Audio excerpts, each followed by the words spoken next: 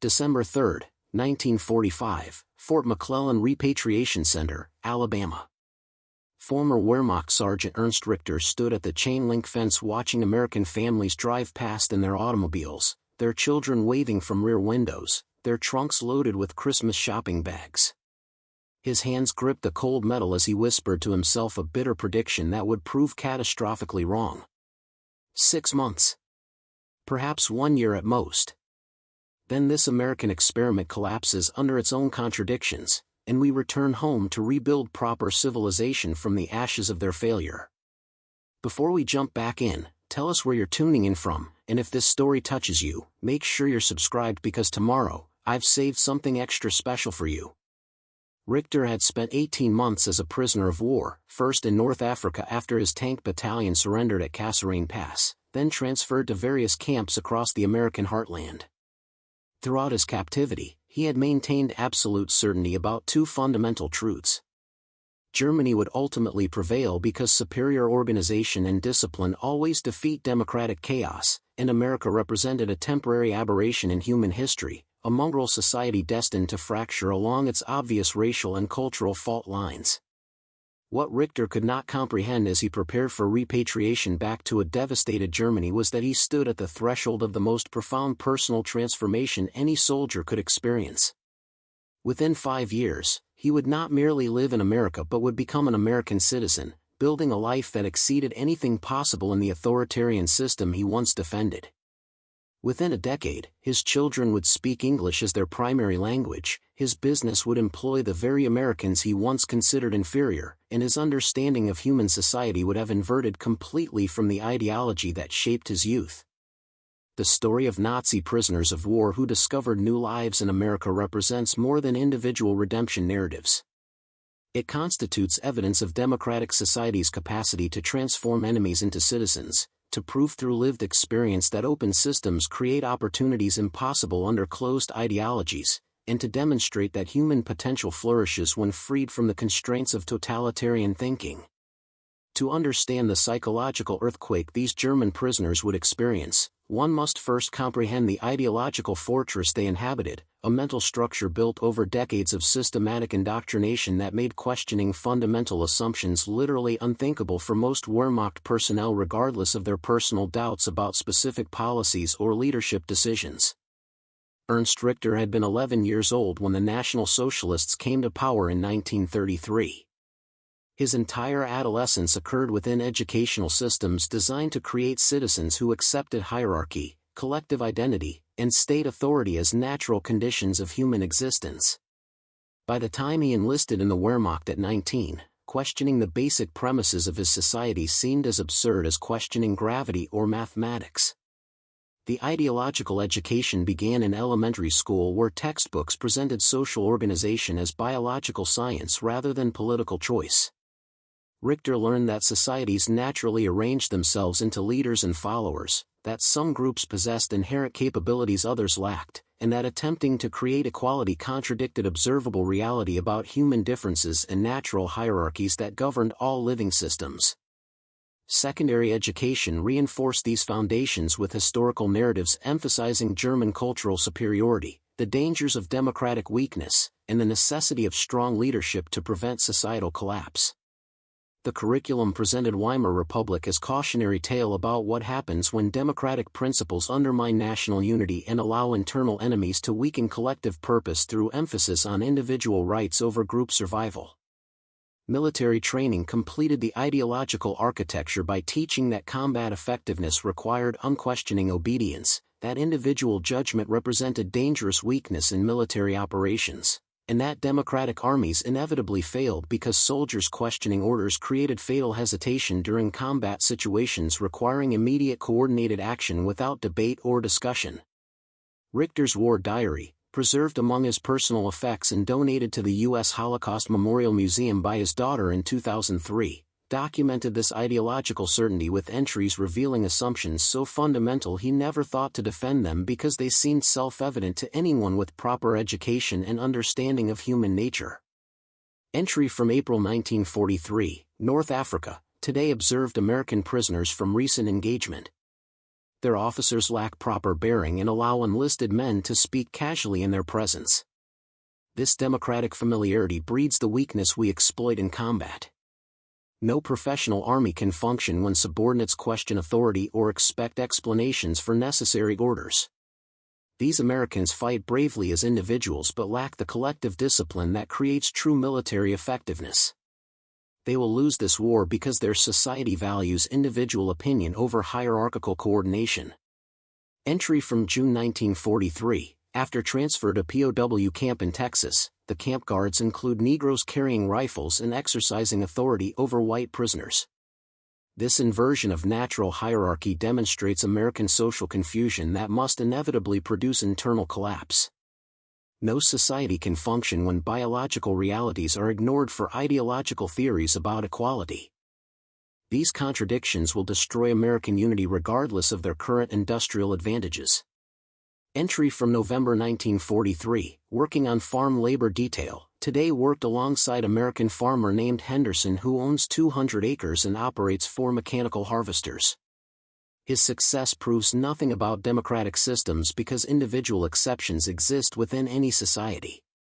The broader American structure remains fundamentally unstable because it attempts to build civilization on the fantasy that all humans possess equal capabilities and deserve identical treatment regardless of obvious differences in ability, background, and natural aptitude. These diary entries reveal the comprehensive nature of Richter's ideological worldview. He did not simply believe Germany would win the war through superior tactics or better equipment. He believed German defeat was literally impossible because the entire structure of reality favored hierarchical organization over democratic chaos, collective identity over individual rights, and authoritarian efficiency over voluntary cooperation.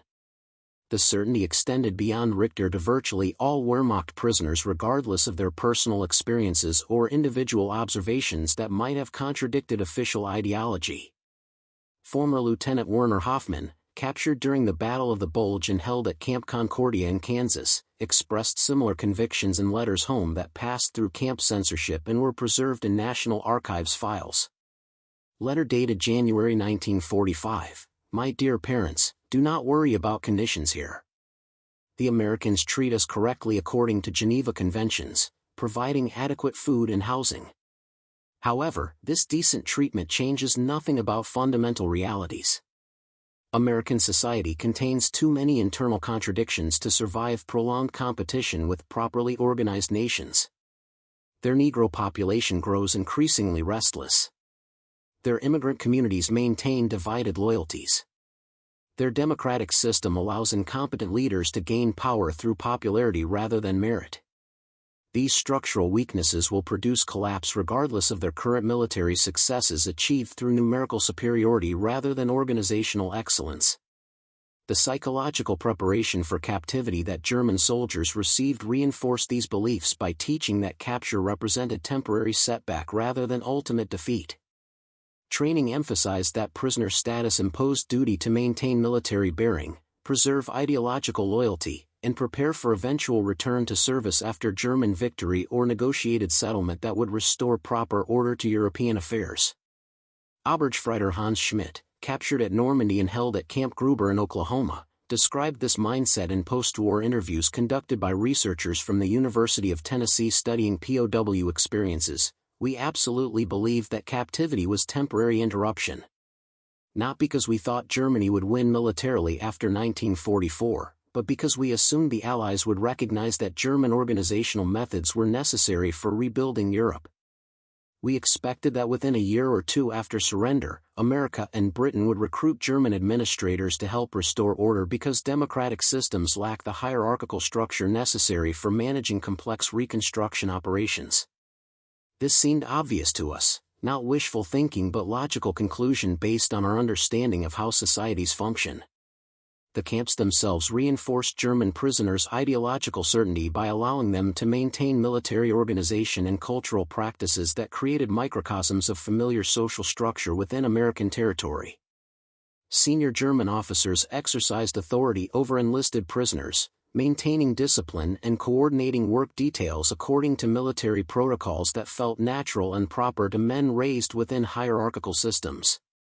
Camp Alva in Oklahoma housed over 3,000 German prisoners who organized themselves into companies and platoons, maintained strict rank distinctions, and created cultural programming that included lectures on German history, musical performances, and educational classes teaching traditional subjects.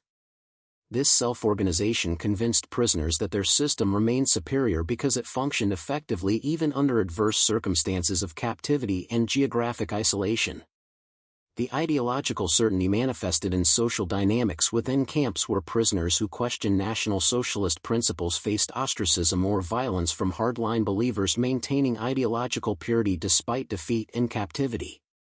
These internal enforcement mechanisms prevented individual doubts from spreading and maintained collective belief that German organizational superiority would ultimately be recognized even by victorious enemies once post-war reality demonstrated democratic systems' inability to manage complex reconstruction challenges. Former Sergeant Otto Becker, held at Camp McCain in Mississippi, witnessed this internal ideological policing firsthand and described it in testimony to war crimes investigators examining camp violence incidents. Any prisoner expressing admiration for American systems or suggesting we might learn from democratic methods faced immediate social isolation. The hardcore believers accused doubters of betraying comrades still fighting. Several prisoners who openly praised American treatment or expressed interest in remaining in America after the war received beatings from groups enforcing ideological conformity. The message was clear. We were Germans, temporarily held by enemies, preparing for eventual return to proper civilization.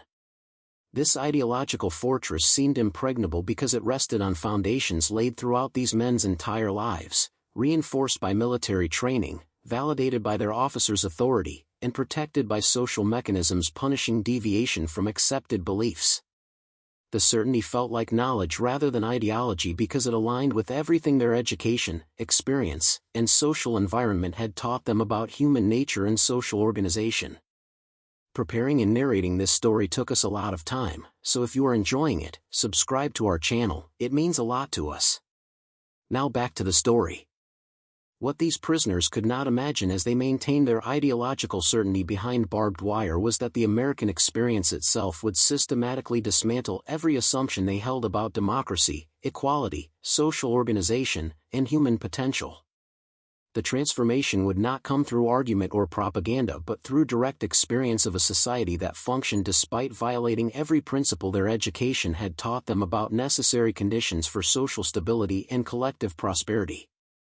The shock of lived reality would prove more powerful than years of indoctrination because experience carries persuasive force that abstract ideology cannot resist when fundamental predictions fail and alternative systems demonstrate capabilities that theory claimed were impossible under democratic conditions lacking proper hierarchical organization and authoritarian control over social coordination. The question facing these ideologically certain prisoners was not whether they would encounter evidence contradicting their beliefs. The American experience guaranteed such encounters daily. The real question was whether they possessed sufficient intellectual flexibility to recognize that their entire understanding of human society rested on foundations of propaganda rather than observable reality, and whether they could undertake the psychologically devastating work of rebuilding their worldview from scratch after discovering that everything they believed about civilization was fundamentally mistaken. For Ernst Richter and thousands like him, that cognitive earthquake was approaching with the inevitability of geological forces building pressure beneath seemingly solid ground. The fault lines in their ideological certainty were about to fracture under the weight of American reality experienced directly rather than filtered through the distorting lens of totalitarian education that had shaped their understanding of what human societies could achieve when organized around principles of individual freedom rather than collective submission to state authority and hierarchical control. The first crack in Ernst Richter's ideological armor appeared not during a dramatic confrontation or philosophical debate, but on an ordinary Saturday afternoon in March 1944 at a farm outside Hearne, Texas, where he had been assigned to agricultural labor detail addressing the wartime shortage of rural workers caused by American men serving overseas in combat operations. The farm belonged to a man named Thomas Crawford, a 53-year-old widower who had operated the property for 27 years growing cotton, corn, and raising cattle on 470 acres of Texas prairie. Crawford had lost his only son at Guadalcanal in 1943 and had initially resisted accepting German prisoner labor, viewing it as collaboration with enemies responsible for the war that killed his boy. Richter arrived at the Crawford farm expecting the bitter hostility he had encountered from other Americans who viewed German prisoners with understandable rage and grief. Instead, Crawford met him at the property entrance with a simple statement that contained no warmth but also no hatred. "You'll work the eastern fields today. Machinery is in the shed. Don't damage equipment and we'll have no problems. Lunch is at noon. You drink water whenever you need it. Heat kills men regardless of what uniform they wore." The casual practicality of Crawford's approach disoriented Richter more than hostility would have. There was no interrogation about his beliefs, no lecture about American superiority, no attempt to humiliate or punish. Crawford treated the work arrangement as straightforward transaction. Labor was needed, Richter would provide it, and personal history remained irrelevant to the immediate task of planting spring crops before the optimal season passed. Over subsequent weeks, Richter observed Crawford's operation with growing confusion that began eroding his certainty about American organizational incompetence. The farm functioned with efficiency that matched anything Richter had seen in German agricultural cooperatives despite lacking centralized direction or state coordination. Crawford made independent decisions about crop selection, planting schedules, and resource allocation without consulting agricultural ministries or following mandated production quotas.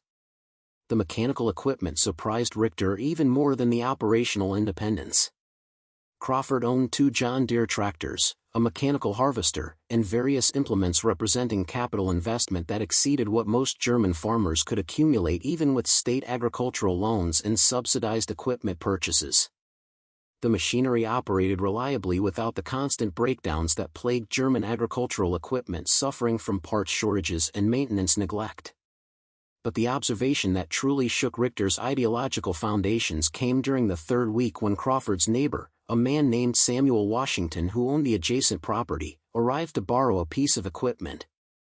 Washington was a Negro farmer who operated his own land, made his own agricultural decisions, and addressed Crawford as an equal discussing shared concerns about weather patterns and commodity prices. Richter watched this interaction with cognitive dissonance so severe he physically felt dizzy. Everything his education had taught him insisted this scene was impossible. Negro farmers could not successfully operate independent agricultural businesses because they supposedly lacked the organizational capacity for complex economic planning. Democratic systems could not allow such social mobility because it violated natural hierarchies necessary for stable civilization. Yet here stood observable reality directly contradicting theoretical certainty. That evening, back at the camp, Richter attempted to discuss his observations with fellow prisoners during the evening assembly period when men gathered to share experiences and maintain collective morale through mutual reinforcement of shared beliefs and cultural identity. "Today I witnessed something that contradicts our understanding of American social organization," Richter began carefully, aware that questioning accepted ideology invited social consequences from hardline believers. "There is a Negro farmer operating independently adjacent to the property where I work. He owns substantial land, operates mechanical equipment, and conducts business as an equal with white landowners. This suggests American racial dynamics are more complex than we were taught." The response came immediately from Hauptmann Friedrich Steiner, the senior officer who maintained ideological discipline among the prisoners through informal authority reinforced by threat of ostracism or violence against those questioning fundamental beliefs. "What you observed was an exception that proves nothing about broader patterns," Steiner declared with the confidence of a man whose certainty had never been tested by contradictory evidence.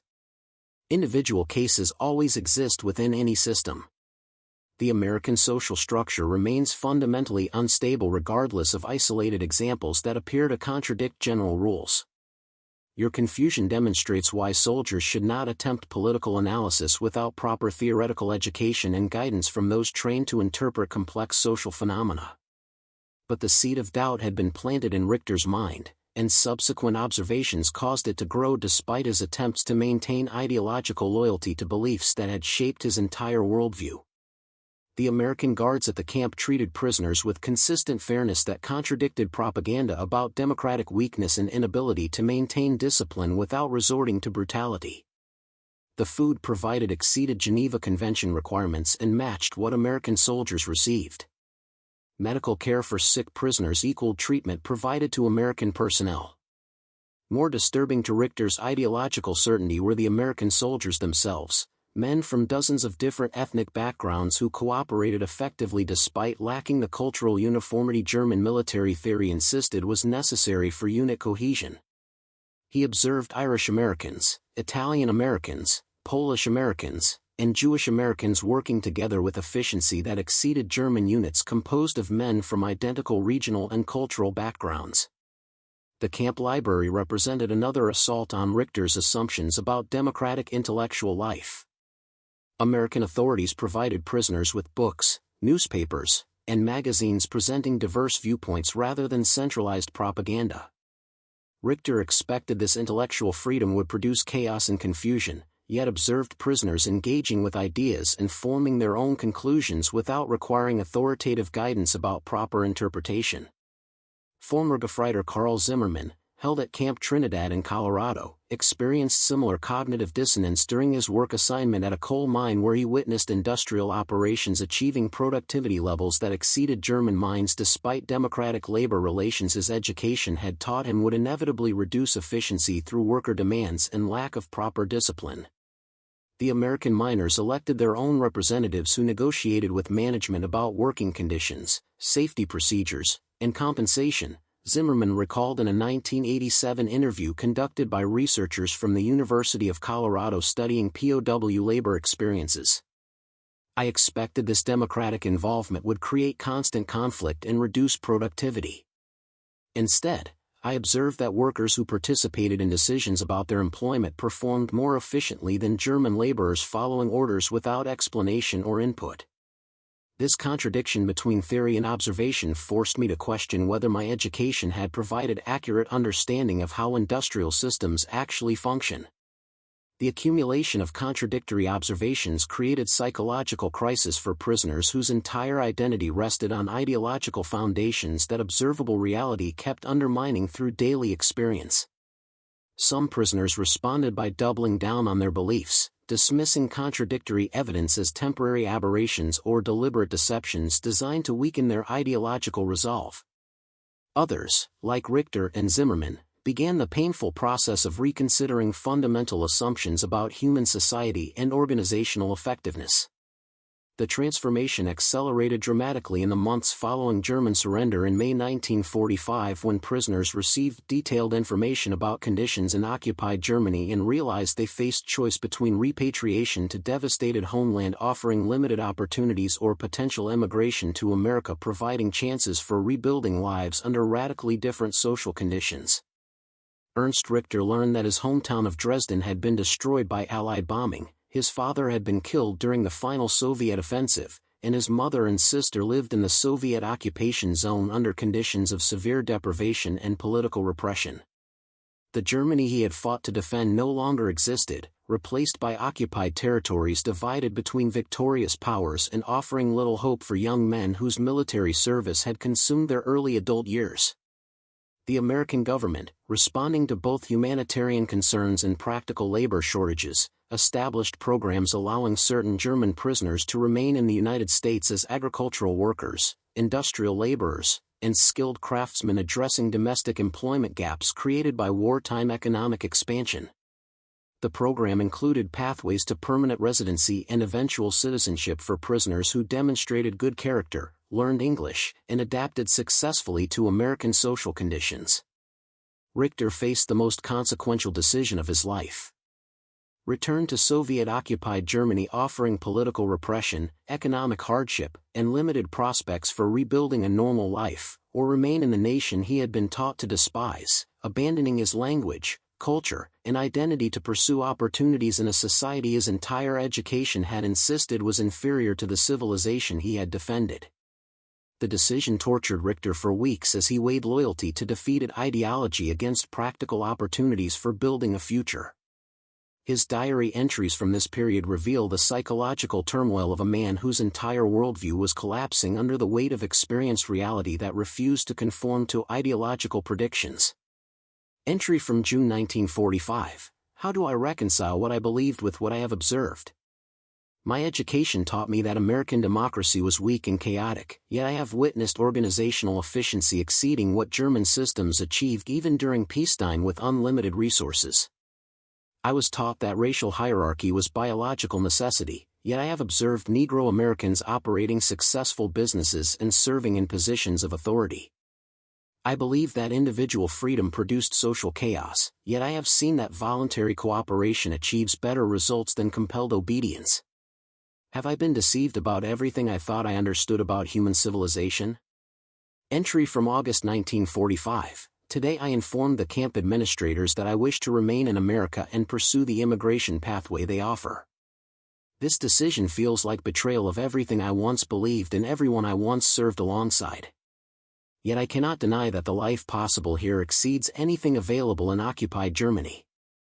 Am I abandoning principles or finally recognizing that my principles were based on lies? I do not know if I am finding courage or demonstrating cowardice. Perhaps both simultaneously. The bureaucratic process of transitioning from enemy prisoner to immigrant worker required Richter to complete extensive paperwork, pass security screenings examining his wartime service for evidence of war crimes, and demonstrate English language proficiency sufficient for basic communication and daily functioning in American society. The language requirement proved particularly challenging because learning English represented more than practical skill acquisition. Each new word and grammatical structure embedded Richter deeper into American culture and further from German identity. The language itself carried assumptions about individual agency, personal responsibility, and social equality that contrasted with the collectivist and hierarchical concepts embedded in German linguistic structures. Thomas Crawford, the Texas farmer where Richter had worked during his captivity, offered to sponsor Richter's immigration application and provide continued employment during the transition from prisoner status to legal permanent resident. Crawford's willingness to sponsor a former enemy soldier puzzled Richter until he gradually understood that Americans viewed individuals as capable of change and redemption rather than permanently defined by their past associations and previous beliefs. "My son died fighting your army," Crawford told Richter during the conversation where he offered sponsorship.